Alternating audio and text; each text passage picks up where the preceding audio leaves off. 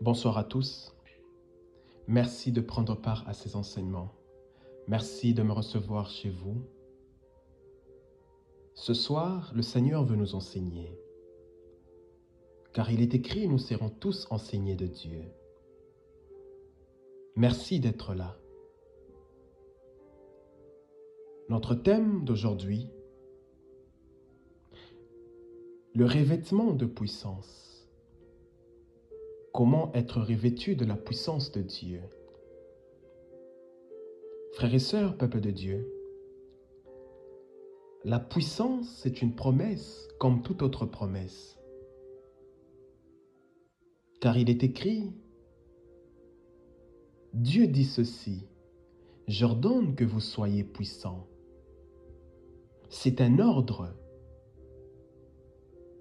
c'est une promesse. Et lorsque tu pries, demande à Dieu de te donner cette puissance. Et nous verrons qui rend réelle la puissance de Dieu dans nos vies. Car il y a une personne qui rend cela réel. Et c'est écrit dans la Bible. Le revêtement de puissance. Voilà notre thème. Frères et sœurs, peuple de Dieu, notre Seigneur est le maître de l'invisible et du visible. Et pour être le maître de l'invisible et du visible, il faut détenir toute la puissance. Oui, notre Dieu est omniscient, il est omniprésent et il est omnipotent. C'est-à-dire, omniscient, il connaît tout, rien n'échappe à son contrôle. Omnipotent, il détient toute la puissance de l'humanité. Omniprésent, il est partout. Il n'est pas limité géographiquement. Voilà pourquoi il est Dieu. Et l'autorité et le pouvoir que le Seigneur nous donne, c'est une autorité de dominer dans le monde spirituel. Car le monde spirituel domine le monde ordinaire. Lorsque tu es puissant dans le spirituel, il y aura des conséquences dans le monde physique. Oui, la puissance que nous recevons d'en haut est une puissance afin de marcher sur toute domination. Car souvenez-vous, lorsque nous lisons dans Luc chapitre 10 à partir du verset 19 jusqu'au verset 21, il est écrit ceci. Voici, je vous ai donné le pouvoir de marcher sur les serpents et les scorpions, et sur toute la puissance de l'ennemi, et rien ne pourra vous nuire. Cette autorité que nous avons reçue, c'est une autorité afin de dominer sur les puissances de l'ennemi. Car n'oublions pas, frères et sœurs, peuple de Dieu, l'ennemi est aussi puissant.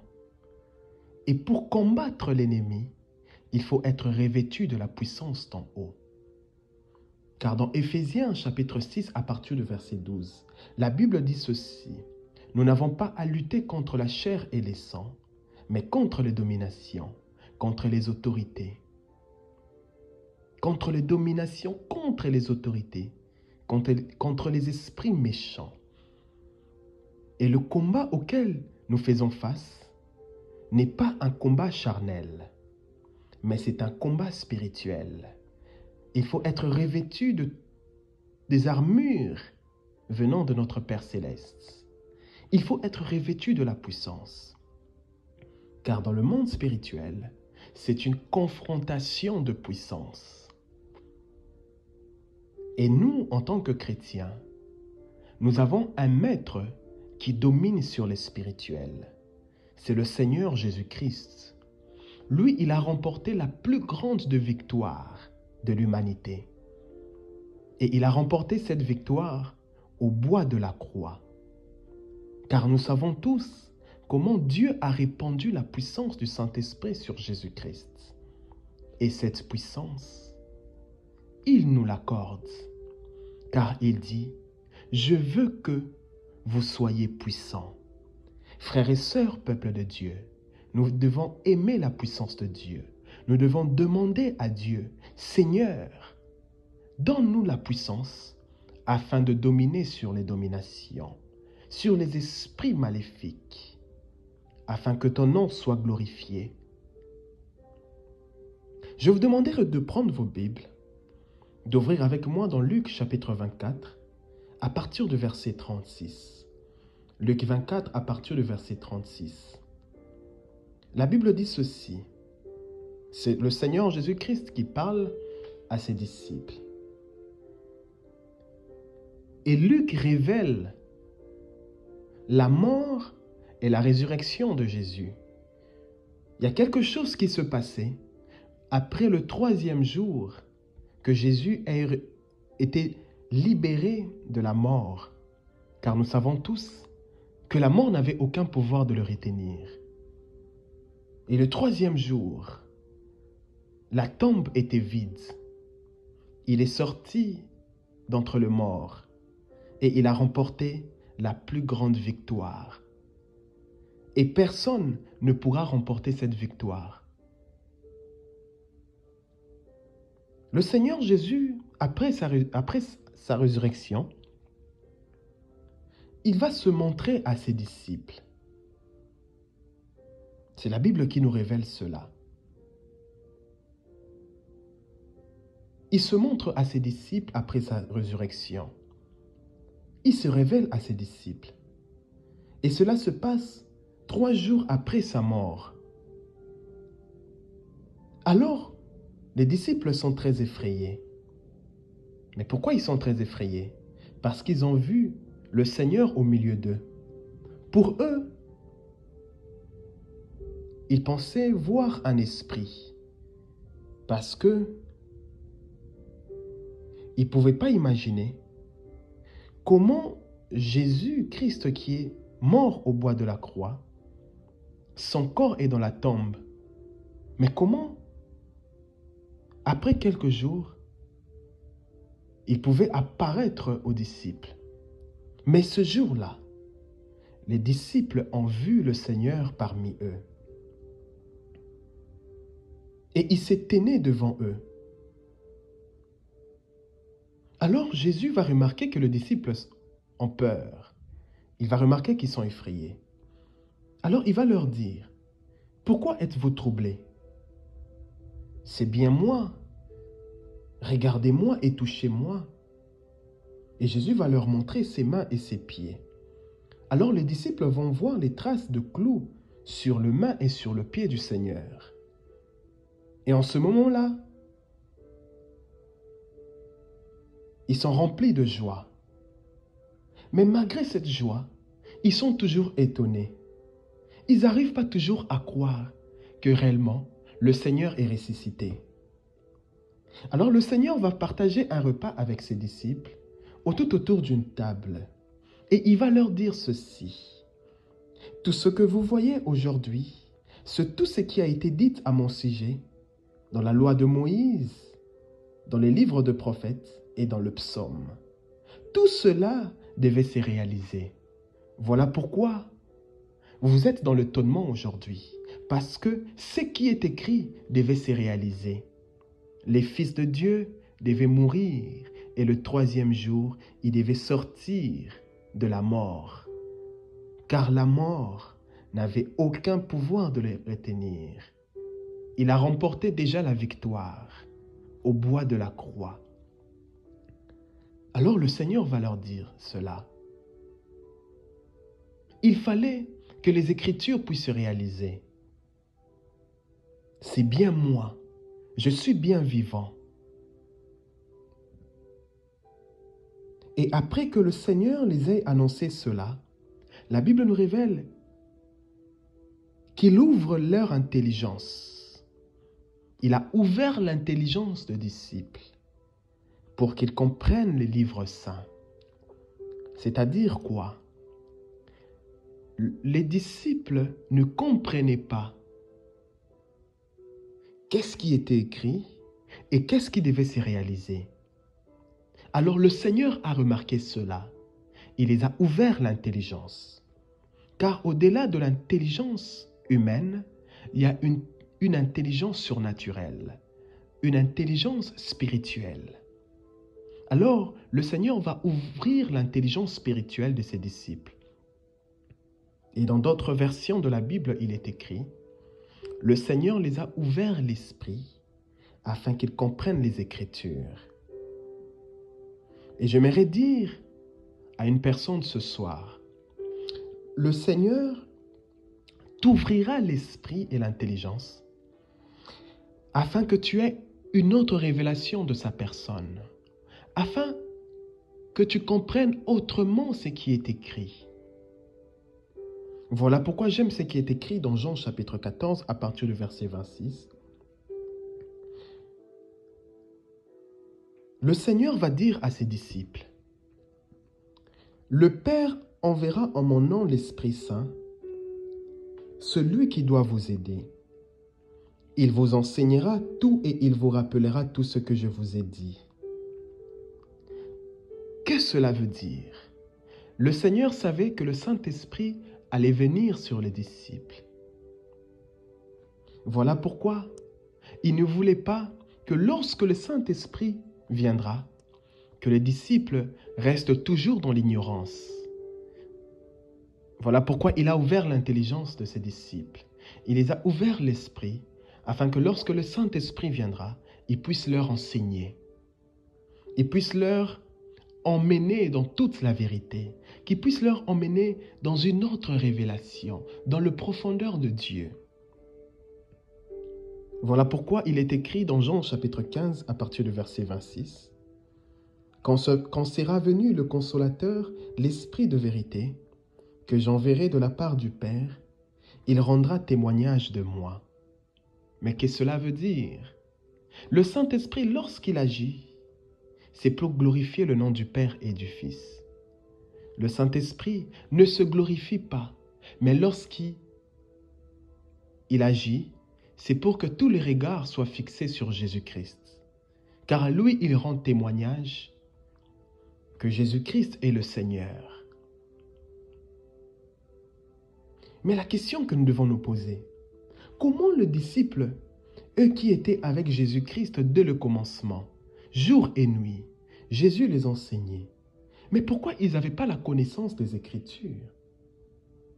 Pourquoi, après la résurrection de Jésus-Christ, c'est alors que leur intelligence va s'ouvrir?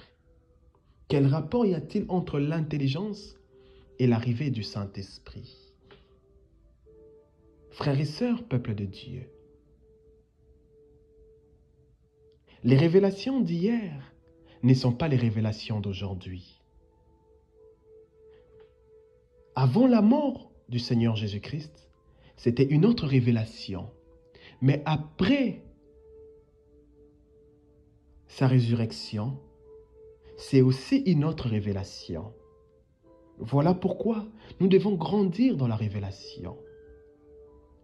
L'arrivée du Saint-Esprit, c'était pour une autre révélation. Les disciples devaient maintenant comprendre qui est réellement le Seigneur.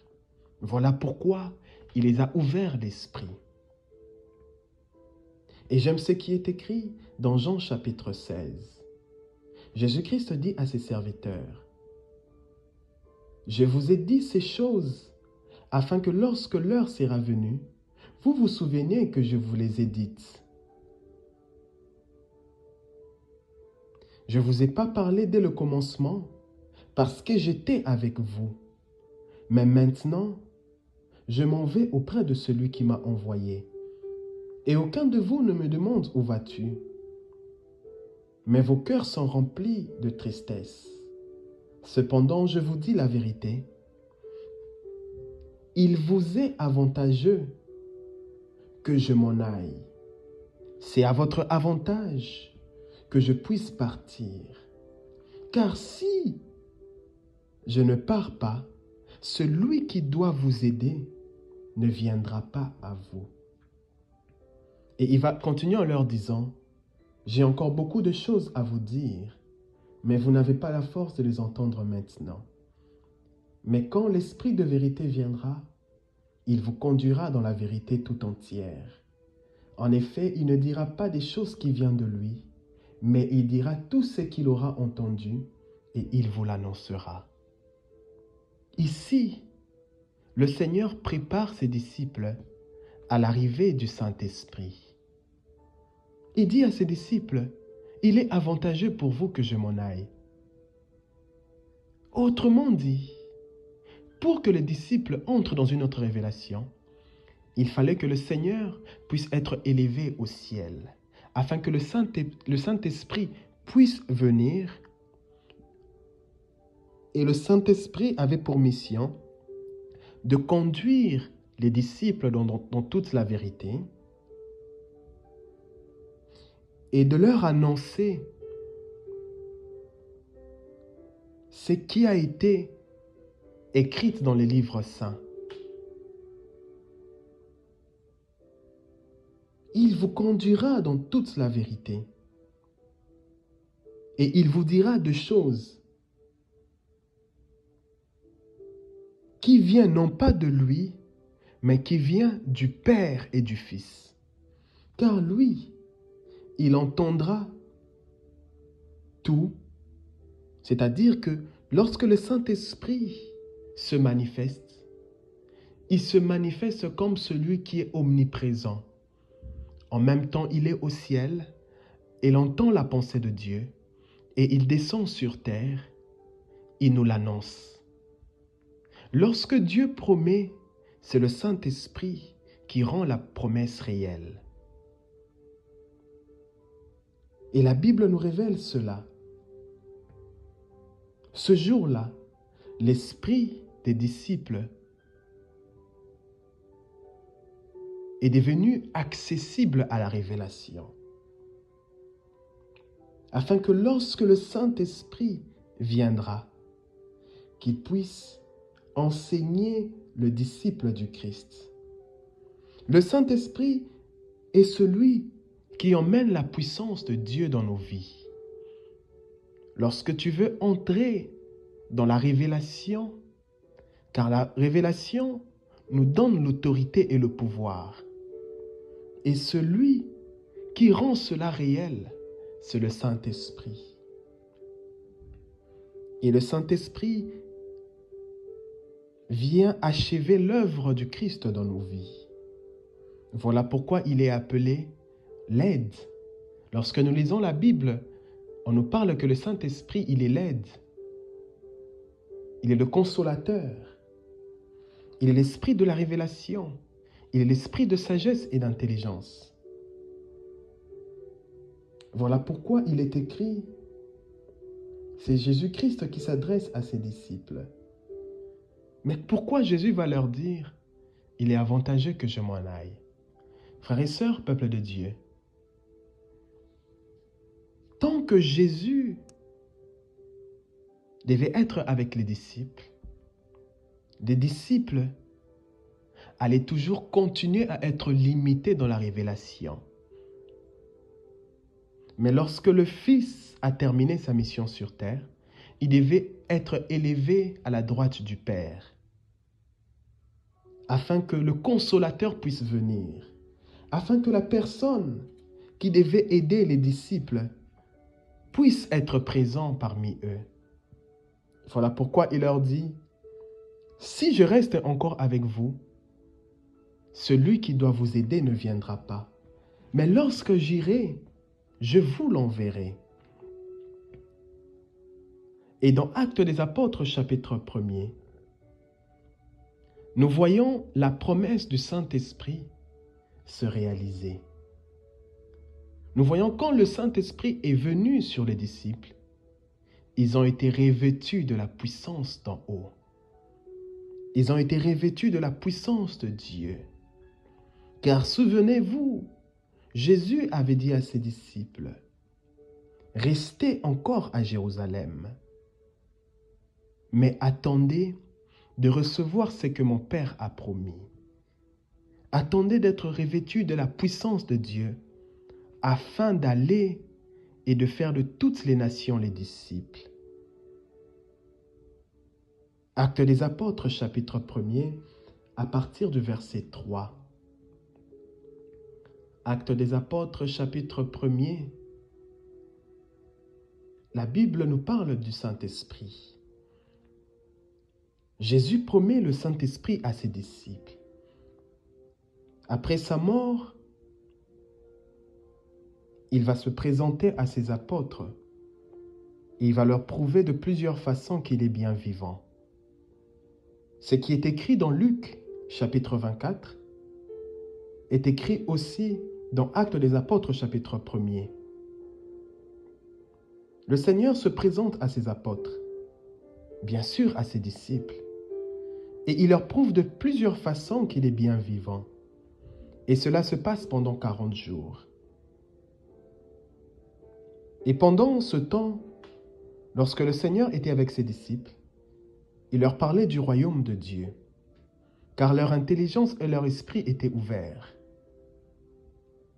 Et un jour, pendant qu'il partageait un repas avec ses disciples, il leur dit ceci: « Restez encore à Jérusalem, mais attendez de recevoir ce que mon Père a promis. »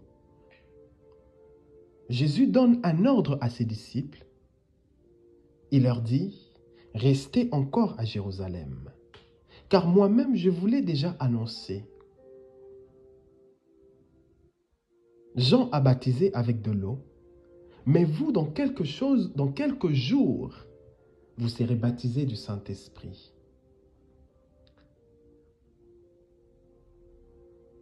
Et dans Actes des Apôtres, chapitre 1er, à partir du verset 8, là, Jésus parle clairement de l'arrivée du Saint-Esprit. Qu'est-ce qui devait se passer lorsque le Saint-Esprit devait arriver? Écoutez. « Mais vous allez recevoir une puissance, celle du Saint-Esprit, qui descendra sur vous. Vous recevrez une puissance, le Saint-Esprit survenant sur vous. Et alors, vous deviendrez mes témoins. » Frères et sœurs, peuple de Dieu, on ne se lève pas sans être revêtu de puissance pour devenir témoin du Christ. Les disciples, malgré qu'ils étaient enseignés, malgré qu'ils avaient l'expérience, malgré qu'ils avaient la connaissance, mais ils devaient attendre d'être revêtus de la puissance. Vous recevrez une puissance, mais lorsque le Saint-Esprit viendra sur vous. Et j'aimerais dire une chose ce soir. Frères et sœurs, peuple de Dieu, lorsque le Saint-Esprit agit, il le fait en unité parfaite avec le Père et le Fils. Malgré que le Saint-Esprit a sa propre volonté, mais très souvent, lorsqu'il agit, c'est en unité avec le Père et le Fils. Car sa mission, c'est de glorifier le Christ. Le Saint-Esprit nous permet de vivre les bénédictions de l'Évangile. Car la puissance de Dieu brise les jougs. La puissance de Dieu nous rend libres afin d'entrer dans la promesse. Et le jour de la Pentecôte, dans Actes des Apôtres, chapitre 2, le Saint-Esprit va descendre sur les croyants le jour de la Pentecôte. Et nous savons tous cette histoire, quand le jour de la Pentecôte arrive, ils sont à peu près 120 et ils étaient tous ensemble dans un même lieu.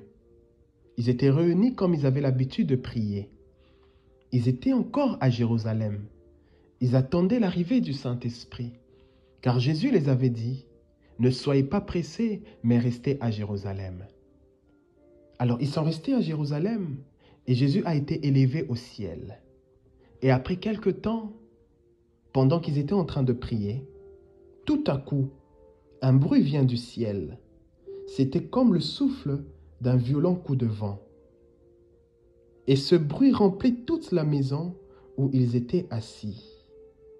Et la Bible nous révèle que tous sont remplis du Saint-Esprit. Et ils se mettent à parler en d'autres langues, selon que l'Esprit leur donnait de s'exprimer. Tous sont remplis du Saint-Esprit. Et lorsqu'on est rempli du Saint-Esprit, automatiquement, on est revêtu de la puissance de Dieu.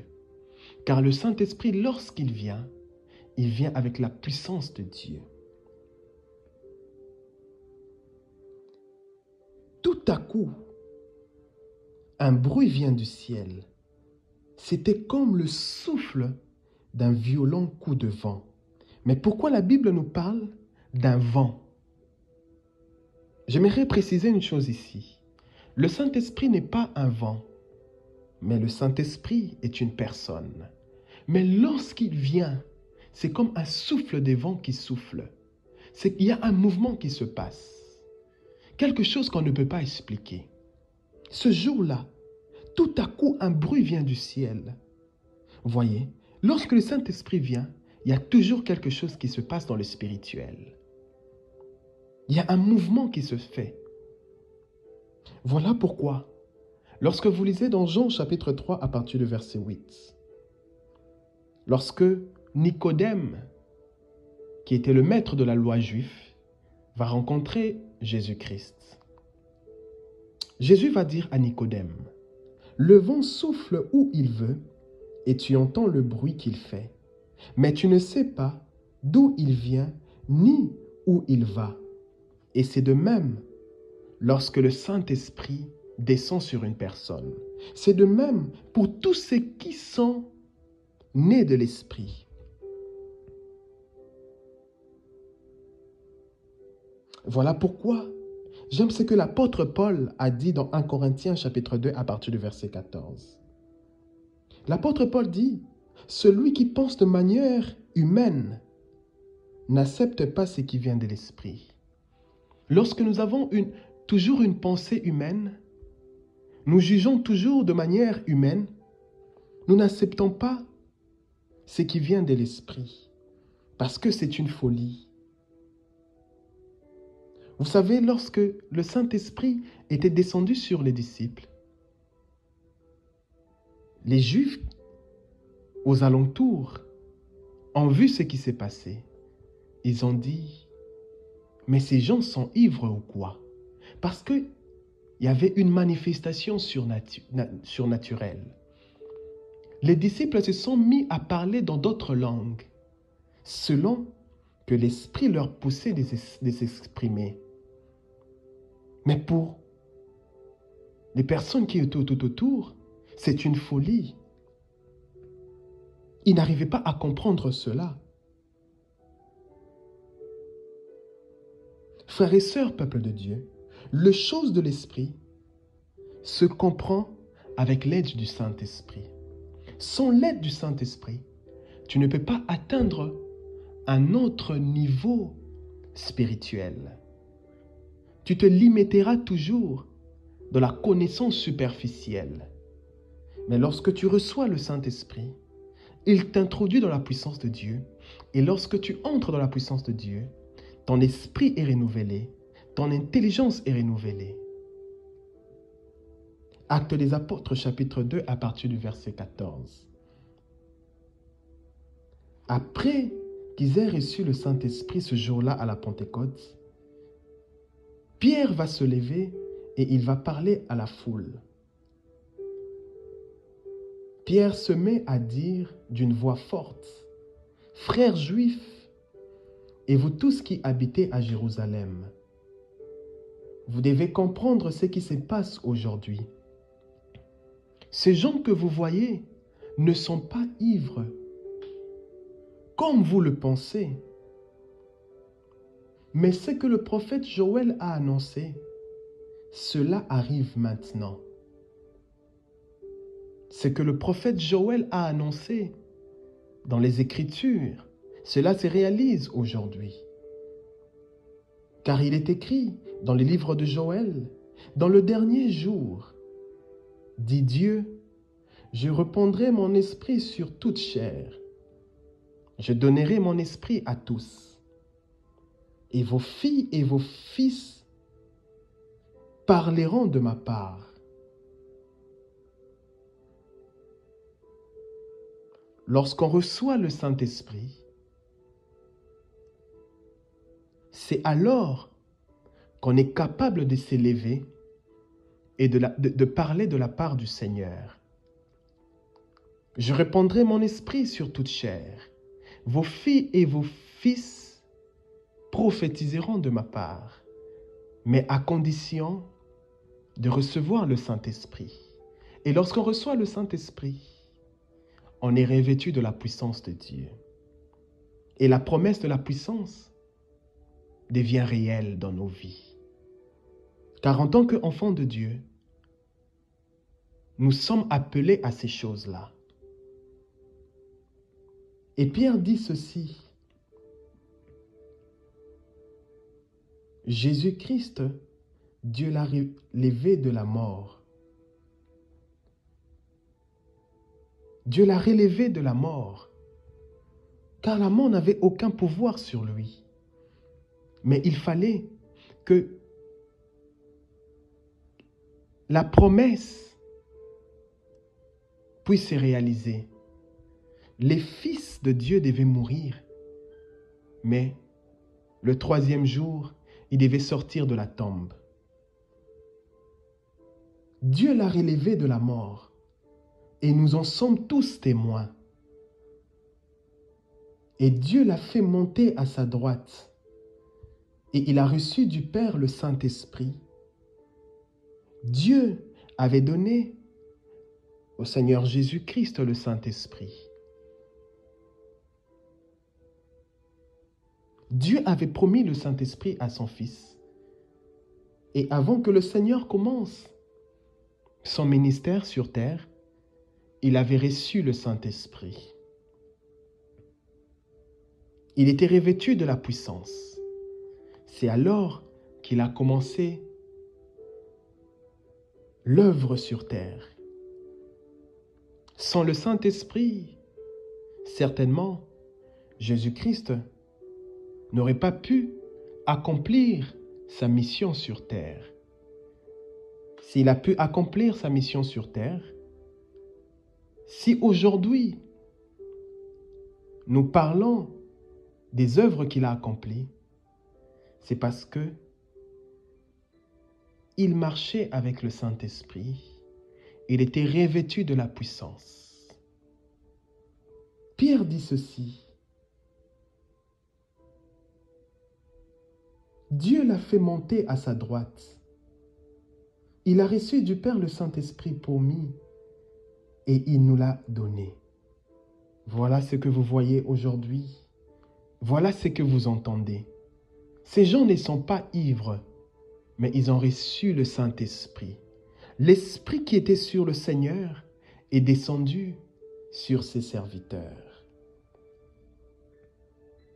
Frères et sœurs, peuple de Dieu, l'Esprit de Dieu a une valeur importante dans ces derniers jours. Et le Saint-Esprit peut descendre sur nous à tout moment, comme le jour de la Pentecôte. Il peut descendre sur nous à tout moment. Même lorsque tu entends ce message, le Saint-Esprit peut descendre sur toi. Ce n'est pas pour rien que tu es là en train d'écouter ma voix. Il peut descendre comme le jour de la Pentecôte. Nous devons être juste prêts à le recevoir. Soyons prêts à recevoir l'Esprit de Dieu. Car si nous ne recevons pas l'Esprit de Dieu, comment nous allons entrer dans la révélation? Comment notre intelligence sera renouvelée? Comment nous pouvons démontrer la puissance de Dieu si nous n'avons pas reçu? C'est lui qui rend cette puissance réelle. Dieu promet, mais il faut que le Saint-Esprit réalise. Et j'aime cette histoire dans Actes des Apôtres, chapitre 10. C'est l'histoire d'un homme qu'on appelait Corneille. Corneille n'était pas un juif, mais Corneille, c'était un officier romain. Il vivait dans une ville qu'on appelait Césarée, en Italie. La Bible nous révèle que Corneille, avec toute sa famille, ils adoraient Dieu. Il était fidèle au Seigneur. Il offrait des sacrifices à Dieu et il priait régulièrement. Et un jour, pendant que Corneille priait, l'ange de l'Éternel se montre à Corneille. Et Corneille voit clairement l'ange. Et l'ange va dire à Corneille, Dieu a accepté tes prières et tes offrandes. Mais envoie des hommes dans la ville de Jopé. La ville de Jopé, on le retrouvait à Jérusalem. L'ange de Dieu dit à Corneille, envoie des gens à Jopé et fais venir chez toi un homme qu'on appelle Pierre. C'était qui Pierre? Pierre était l'un des disciples de Jésus. Et Pierre, c'était un juif. Ils avaient reçu le Saint-Esprit le jour de la Pentecôte. Mais il y a une promesse qui devait se réaliser. Le Saint-Esprit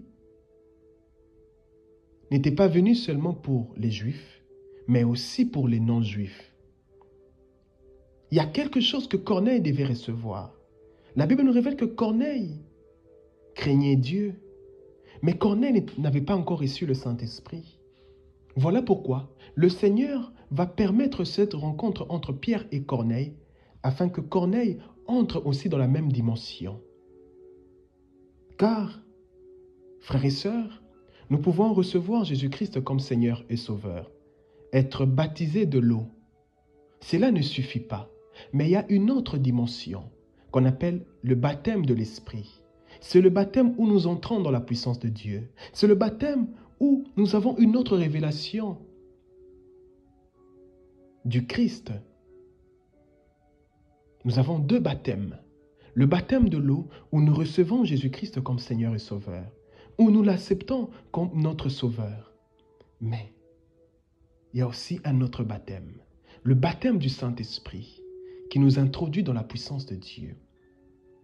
Alors, l'ange va dire à Corneille, fais venir chez toi un homme qu'on appelle Pierre.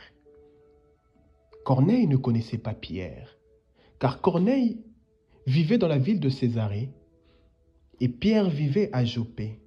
De même aussi pour Pierre, il ne connaissait pas Pierre, il ne connaissait pas Corneille. Pierre ne connaissait pas Corneille. Mais l'ange se révèle à Corneille. Il dit à Corneille, fais venir chez toi un homme qu'on appelle Pierre. Frères et sœurs, peuple de Dieu, nous avons vu cela lorsque l'apôtre Paul est allé rencontrer les chrétiens de Éphèse. Dans Actes des Apôtres, chapitre 19.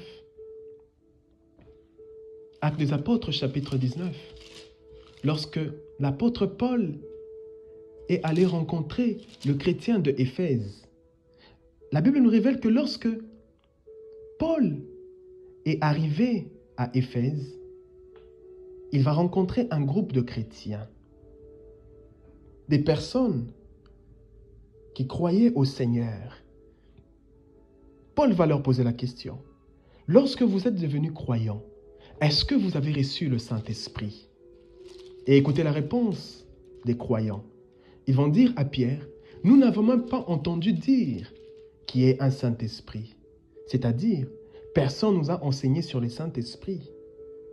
Nous ne connaissons même pas que le Saint-Esprit existe. Pourquoi l'apôtre Paul était préoccupé que le chrétien puisse recevoir le Saint-Esprit? Car il savait que tant que les chrétiens n'ont pas encore reçu le Saint-Esprit, ils auront une connaissance ordinaire. Vous voyez? Pour entrer dans une connaissance surnaturelle qui dépasse l'intelligence humaine, il faut recevoir le Saint-Esprit. Et Paul les a imposé les mains et ils ont reçu ce jour-là le Saint-Esprit. Et ces chrétiens ont commencé à prophétiser.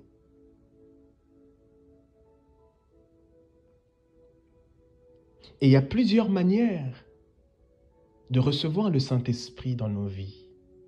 Nous pouvons recevoir le Saint-Esprit en priant, Comme le jour de la Pentecôte, ils étaient réunis, ils priaient et le Saint-Esprit est descendu sur eux. Ils ont été baptisés de l'Esprit. Nous pouvons aussi recevoir le Saint-Esprit par imposition de main, c'est-à-dire une personne qui est oint, une personne qui est remplie du Saint-Esprit. Il t'impose les mains et tu es baptisé du Saint-Esprit. On peut aussi recevoir le Saint-Esprit en écoutant la parole de Dieu. Comme cela a été le cas pour Corneille. Vous allez remarquer dans cette histoire de Corneille que Corneille a reçu le Saint-Esprit en écoutant la parole. Alors la Bible dit ceci, l'ange va dire à Corneille, envoie des personnes à Joppé afin de ramener Pierre chez toi.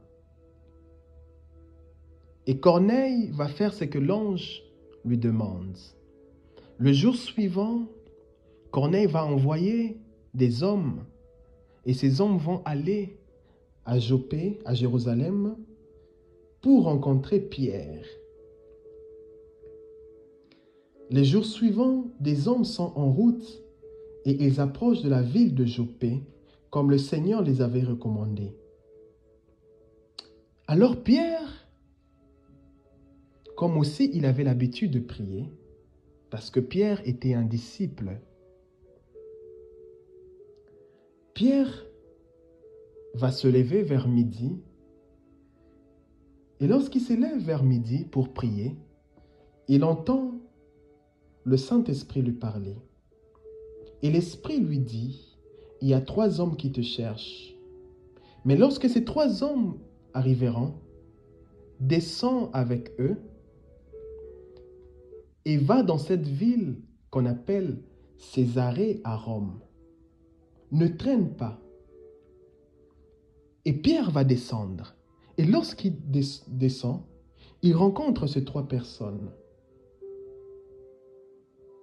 Et ces 3 personnes vont dire à Pierre, nous venons de la part de Corneille, un officier romain. Pierre ne connaissait pas Corneille, mais l'Esprit Saint a parlé à Pierre et Pierre a décidé d'aller à Césarée rencontrer Corneille. Pierre a respecté la voix de Dieu. Pierre arrive à Césarée. Il entre dans la maison de Corneille. Alors lorsque Corneille va voir Pierre, lui qui ne connaissait pas Pierre, Pierre aussi ne connaissait pas Corneille, mais Dieu a tout organisé.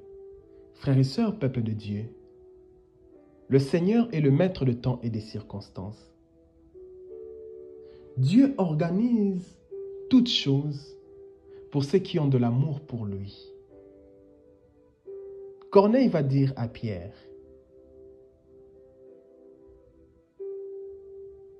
je m'apprêtais pour prier lorsque l'ange de l'Éternel m'est apparu et il m'a parlé de toi.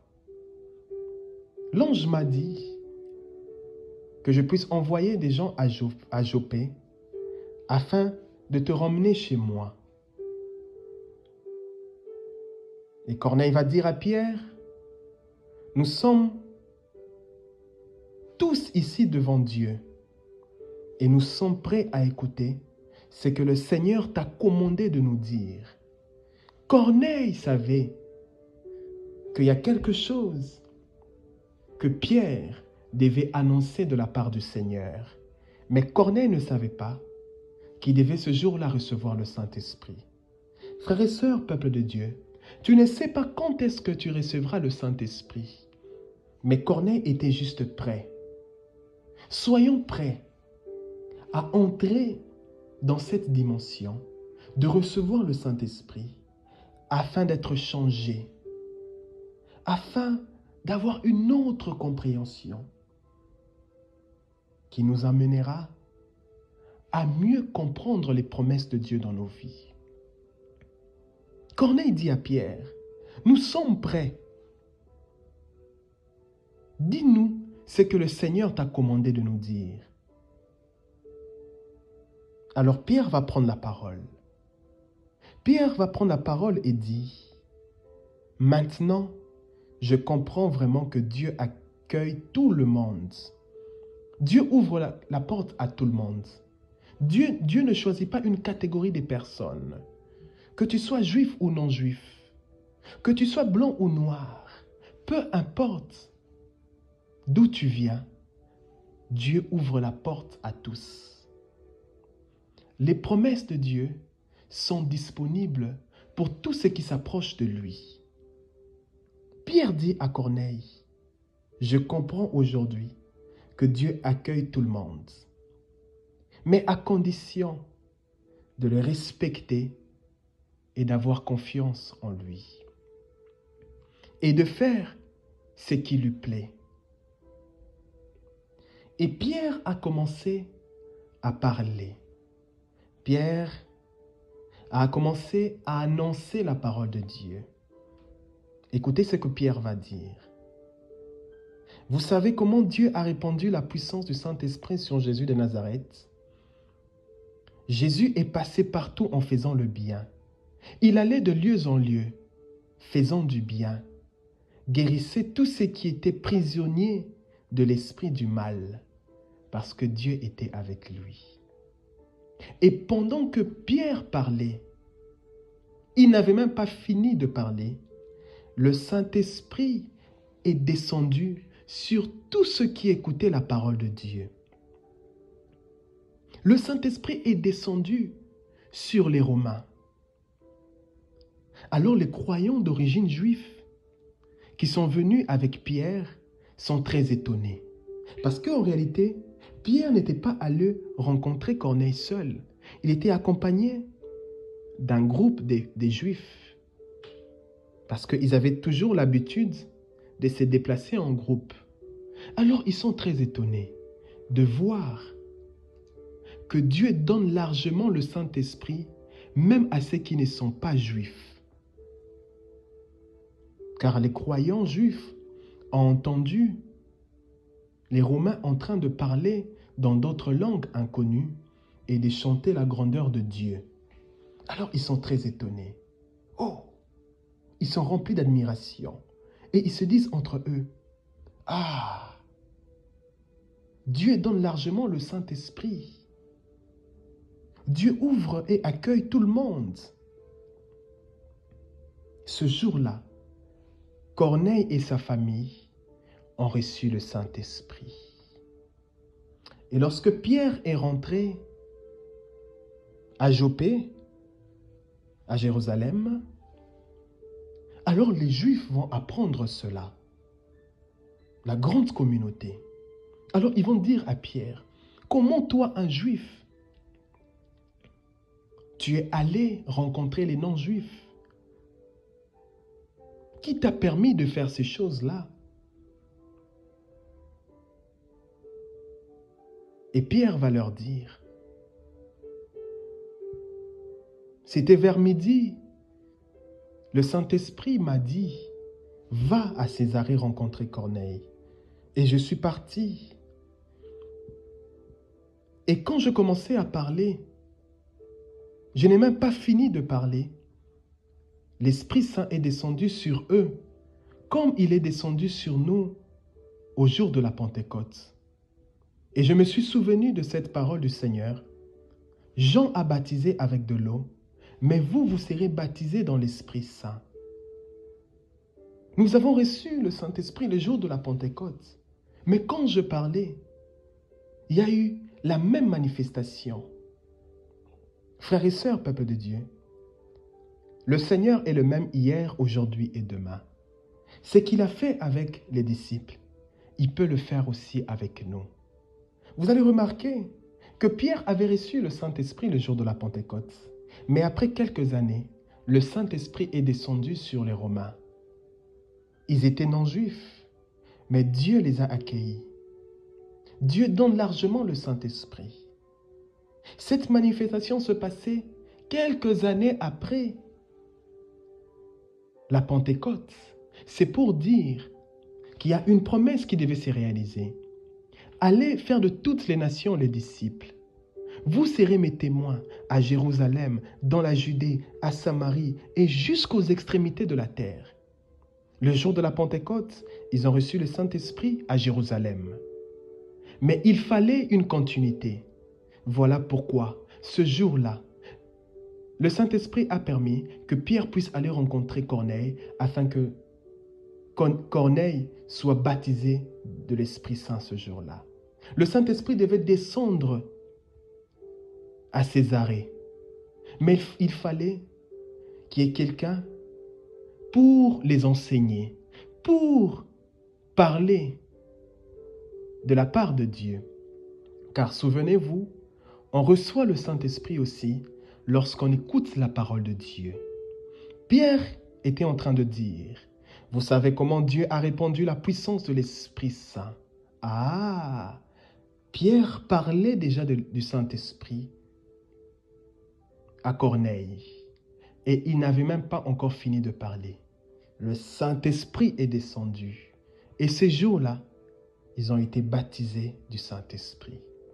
Frères et sœurs, peuple de Dieu, nous devons avoir un attachement particulier avec le Saint-Esprit afin d'être revêtus de la puissance de Dieu. Voilà le message que j'ai voulu partager avec vous ce soir. Certainement, ce message vous permettra de mieux comprendre qui est réellement le Saint-Esprit. Et prochainement, nous verrons,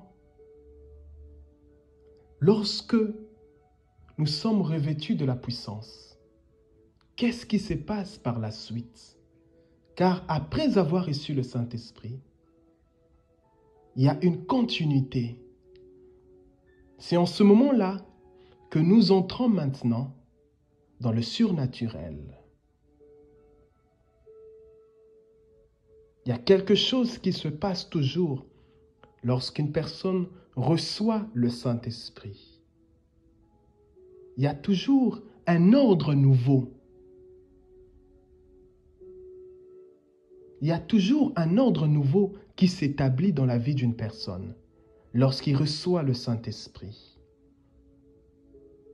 Merci de m'avoir reçu chez vous. Que Dieu nous bénisse, qu'il fasse briller sur nous sa lumière.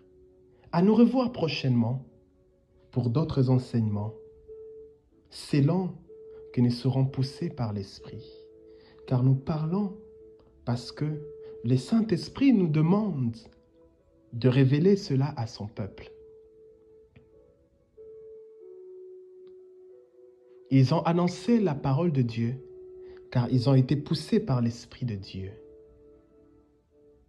Shalom.